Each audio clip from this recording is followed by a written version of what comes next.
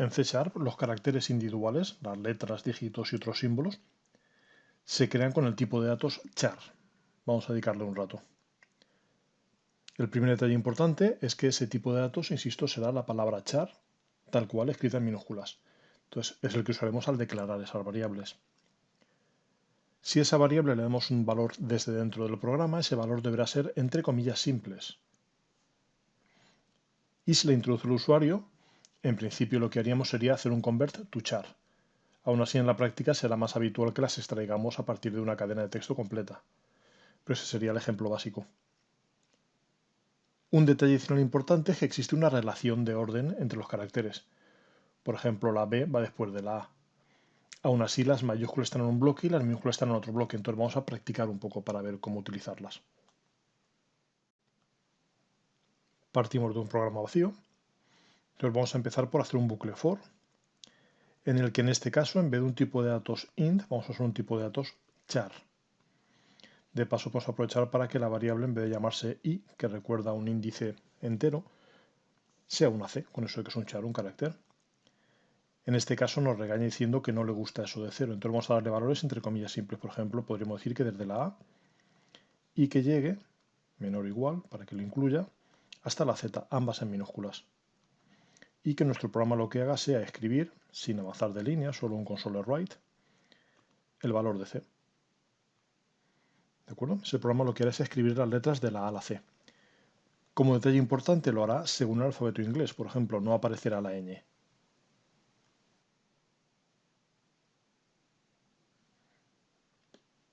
Este sería el resultado del programa. Entonces podemos observar que empieza en la A, sigue B, C, como hemos dicho, porque existe un orden entre ellas, pero, insisto, solo el alfabeto inglés. Veremos, por ejemplo, que no aparece la ñ, incluso las vocales acentuadas estarían fuera de lo que es ese alfabeto normal.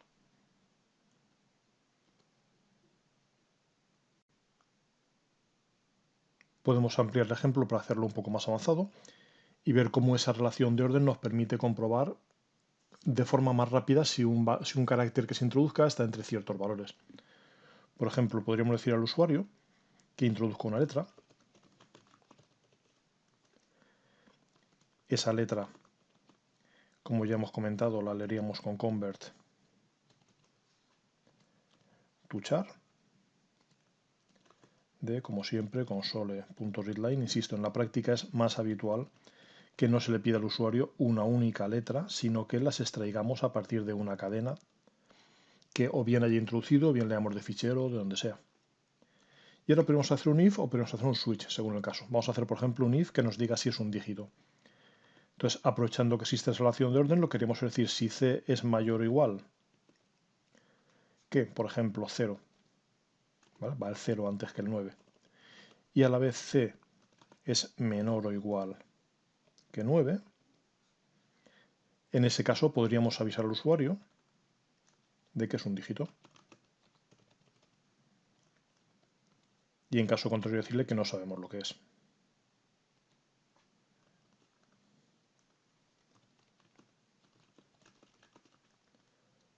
¿De acuerdo? Detalle que tenemos que corregir. Estoy usando la misma variable c en los dos sitios, entonces aquí vamos a llamarlo, en vez de c, L, por eso que hemos dicho letra. Podríamos poner el nombre letra entero, pero eso es lo menos importante ahora. La idea es que puedo comprobar así. Si no, para otros casos más detallados, podríamos, por ejemplo, decir, vamos a mirar si es algún otro caso prefijado. Por ejemplo, si es un punto o bien una coma, y en ese caso decimos que es un símbolo de puntuación.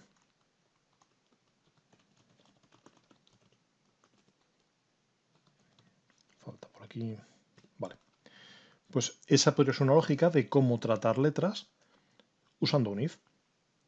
Cuando se trata de un rango continuo, por ejemplo, los dígitos, podemos usar el mayor igual que y menor igual que para ver si está entre dos valores límite.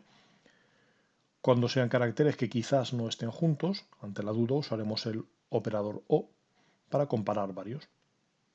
Lanzamos nuevamente el programa y entonces primero escribirá de la A a la Z, luego inmediatamente a continuación, porque no hemos puesto writeLine, nos dice que introduzcamos una letra.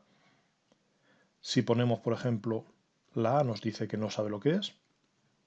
Ya que estamos, vamos a refinarlo un poco para que quede mejor. Hacemos que aquí avance de línea. Aquí podemos poner console write. Y para que sea un poco más claro, que introduzca un símbolo. ¿Vale? Por eso de que realmente no vamos a aceptar solo letras en este ejemplo. Volvemos a lanzar. Y en este caso, si ponemos un 2, por ejemplo, nos dirá que es un dígito. Y si volvemos a lanzar y decimos que es un punto o decimos que es una coma, nos dirá que se trata de un símbolo de puntuación. ¿De acuerdo? Es un ejemplo de manejo básico de caracteres en C#. Un detalle que puede ser interesante conocer es que realmente cada carácter tiene asociado un número. Existe un estándar original, el código ASCII, que es el que marcaba en tiempos esa primera equivalencia. Lo que pasa es que el código ASCII solo permitía 256 caracteres.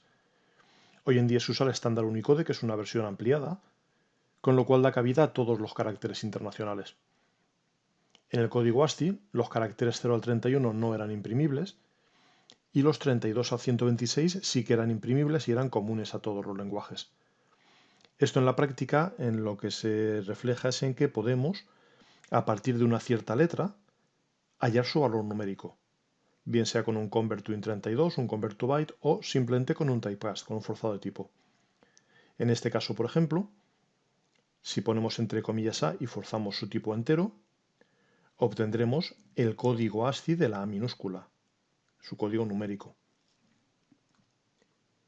De la misma forma, si cogemos un número y lo forzamos a char, sea con convert to char o sea anteponiendo paréntesis char para hacer un typecast, un forzado de tipos, obtendríamos la letra a la que equivale ese número 66. Como ejemplo real vamos a llevarlo a un programa junto con un par de pruebas más. Vamos a hacer un programa que nos muestre cuál es el valor numérico de la A minúscula, luego que nos muestre a qué carácter equivale el número 66, luego directamente que nos muestre toda la parte del código ASCII que era visible y que era igual en todos los lenguajes, del 32 al 126, y luego vamos a hacer un par de pruebas. Vamos la cadena 1 a convertirla a entero para ver lo que ocurre, el carácter 1 a convertirlo a entero, y el carácter 1 a convertirlo a entero con un typecast. Como curiosidad, como ya hemos adelantado, si es una cadena no podremos hacer un typecast. Puedo copiar y pegar este fragmento aquí abajo para intentar hacerlo en vez de con convert to int32, con un forzado de tipos a entero, pero me aparecerá un mensaje de error diciéndome que no se puede convertir un string en entero. Para eso no hay más remedio que usar convert to int. Las conversiones con forzado de tipo solo se pueden hacer en casos en los que sea bastante evidente para el compilador. Veremos que el carácter 66 es una B, que la minúscula tiene el código 67, que todos esos son los caracteres del código ASCII, primero mayúsculas y luego minúsculas, que si analizamos la cadena 1 y la intentamos convertir a entero, obtendremos el valor 1, que es lo que habríamos esperado hasta ahora, pero que en cambio si es un dato de tipo char, al convertir a entero, sea con convert o sea con un typecast, en ambos casos obtenemos su código ASCII, que es 49. Un detalle adicional un poco más avanzado es que existen ciertos caracteres especiales que tienen significados importantes para el sistema. Por ejemplo, podemos hacer un carácter que lo que haga sea escribir comillas, que en principio es algo que parece que no podríamos hacer, porque las comillas son los delimitadores de que estamos escribiendo, según el caso, comillas dobles para una cadena de texto o comillas simples para un carácter. Podemos también hacer que salte de línea, podemos hacer una serie de cosas y lo que queremos es para esos caracteres especiales precederlos con una barra invertida, una contrabarra. Entonces hay muchas secuencias de escape. Esta tabla resume algunas de las más importantes. Realmente las que más nos importarán serán, por una parte, barra n, que permitiría hacer un salto de línea, pero que en general no usaremos en C#. Es muy habitual verlo en programas en C y en C++, pero en C# nuestra alternativa será siempre que podamos usar WriteLine en vez de poner un barra n, que es un carácter dependiente del sistema, no se comporta exactamente igual en Windows o en Linux o en Mac. Veremos alternativas más portables más adelante. Y sí que usaremos mucho el barra comillas simples o barra comillas dobles o doble barra cuando queramos mostrar o unas comillas o una barra invertida. Un par de ejemplos reales. Por ejemplo, si queremos escribir hola entre comillas, lo que queremos es poner primero la comilla de apertura, luego barra comillas, luego la palabra hola, nuevamente barra comillas para que esa comilla sí que se vea en pantalla y cerramos con las comillas finales. Por lo mismo, si queremos indicar una ruta de un fichero, la barra invertida es lo que se usa para separar rutas en Windows y en MS2. Entonces, si estamos en un sistema Windows, deberemos duplicar esas barras. ¿Vale? Si no, en caso de ver cosas como un barra T, lo que haría es hacer un salto de tabulación en vez de buscar algo que empieza por la palabra T. Como detalle, más adelante cuando veamos manejo de cadenas comentaremos que existe un prefijo, el prefijo arroba, y con el prefijo arroba sí que podremos hacer que no sea necesario duplicar barras, podremos incluso hacer cadenas de varias líneas, pero eso lo veremos más adelante. Como siempre, un par de ejercicios propuestos. Por una parte, uno que muestre varias letras usando un for. La única dificultad es que en este caso, en vez de ser prefijadas, el usuario tendrá que introducirlas. Lo ideal es que además el programa se comporte bien si introduce primero una letra mayor y luego una menor. Por ejemplo, si primero pone una C y luego pone una A. El programa debería darse cuenta de que la C es mayor que la A y aún así escribir desde la A hasta la C de forma creciente. Como segundo ejercicio, uno de comprobar valores. Ampliando el que hemos visto, que pida un carácter usuario y que diga si es un dígito, si es una letra en minúsculas, de la A a la Z, insisto, imaginando que es solo del alfabeto inglés, y si no, si se trata de algún otro símbolo.